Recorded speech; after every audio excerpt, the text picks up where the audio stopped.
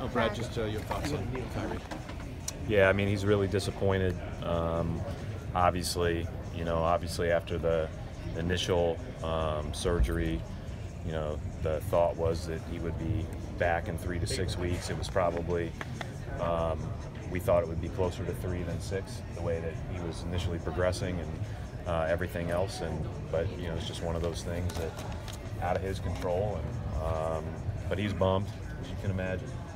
How disappointing is it for you to be the coach of a team, hoping to go deep in the playoffs and knowing you're not going to have him at all? I feel for the guys. At the end of the day, and when I mean the guys that are impacted by the injury, I believe in the guys that are in the locker room, and my job is to coach the guys that are available. So, I think at the end of the day, I don't think about it in terms of what it does to impact your team on offense and defense. I think about it in terms of it's disappointing for Gordon, Kyrie, those guys that are unable to play. Can you touch more on the procedure that Kyrie's expected to undergo tomorrow?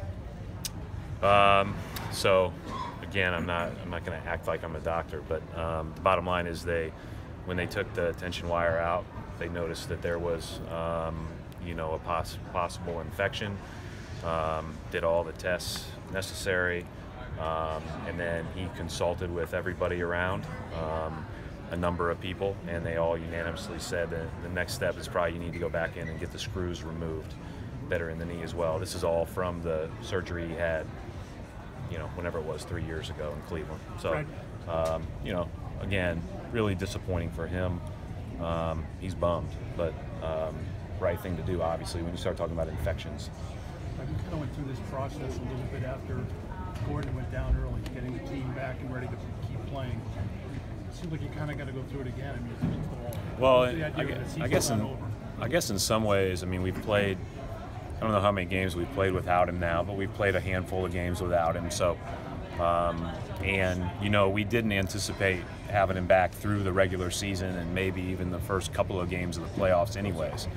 So ultimately, we were preparing for his return, but we were really focused on the task at hand with the guys we have.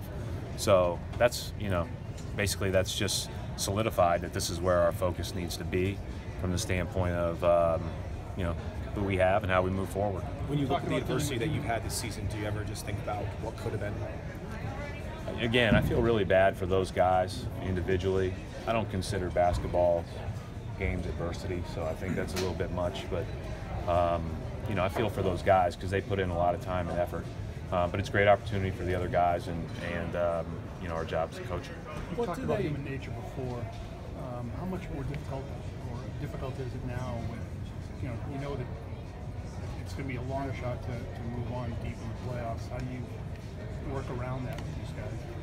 We're focusing on the next game. I mean, you always try to win the next possession, win the next game. If you play to the best of your ability, you got a great shot at doing that. That's where our focus will continue to be. You invested at all? That's what our focus would have been if everybody's healthy. So it's the same exact approach. Obviously we won't be able to play the exact same amount of guys, and some guys will play an extended amount of minutes, but that's not going to change whether we're fully healthy or less than that. I believe in the guys in our locker room. I think they believe in themselves, and that's the most important thing. Brad, how good have you guys been all year long at not trying, guys trying to pick up the slack, but not doing something they're not capable of doing? Well, I think that's, you figure out pretty quickly to stop doing that if you try it too much because it, doesn't work. But I think guys have done a good job. They've played really hard. They've played really connected. The other day, we played one of our worst offensive games of the year, both execution and finishing plays, and yet we still held Toronto to 96 points, even though we gave them the ball on runouts half the time. So, we've got a tough group of guys in there, and they're going to give it everything they have, and the expectation is that we'll play better offense and soar with our strengths better than we did the other night. Are you going to do a lot more resting of guys from this point forward?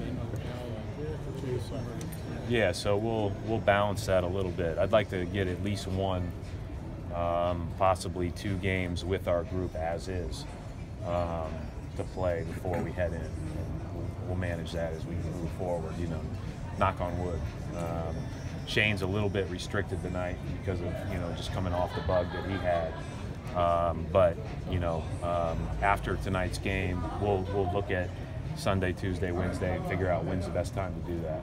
And the other thing, have they given you any kind of a long-term prognosis in Kyrie? It's good. Yeah, I mean, it's good. I mean, and even initially, the structure of the knee is good. Everything around the knee is good. Everybody has told us from the get-go that it was going to be a full recovery. They just didn't anticipate having to take the screws out. But that shouldn't affect him at all as far as full recovery goes. Is there any thought or any regrets that he didn't have the surgery done at the beginning of the season and then he got back right now? There was no reason to think that it was going to be an issue. I mean, he had played with it for 2.5 years, and it really ends up that even with just the removal of the tension wire, it's the bacterial infection that's the issue. And so, but as far as structurally sound and the effectiveness of that, as far as the health of his knee 3 years ago and that surgery was really good. And so I guess it's just one of those things that again, that's why I feel bad for all these guys, but it's totally out of his control and just one of those things. Is the infection something that happened after the first procedure, or was it? Nobody knows when it would have happened. It's probably, my guess would be it was in there before, and that's how they found it. But I don't know the answer to that. But it wasn't something based on that that would be insinuated that happened because of the procedure. No. I know you're not a doctor, but I'm not. But would the knee? But I feel like one right now.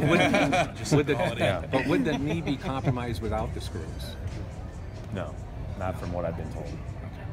Any update on the timeline for Marcus Smart? Marcus won't be back in the foreseeable near future.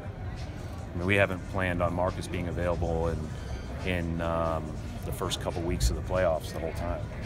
So again, it was six to 8 weeks from surgery with a splint before he resumes basketball activities, which is a big difference between playing in a playoff game.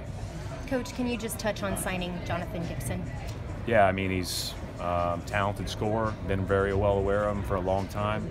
Played with the Mavericks last couple years ago in the summer league. Played with them in training camp, really highly thought of.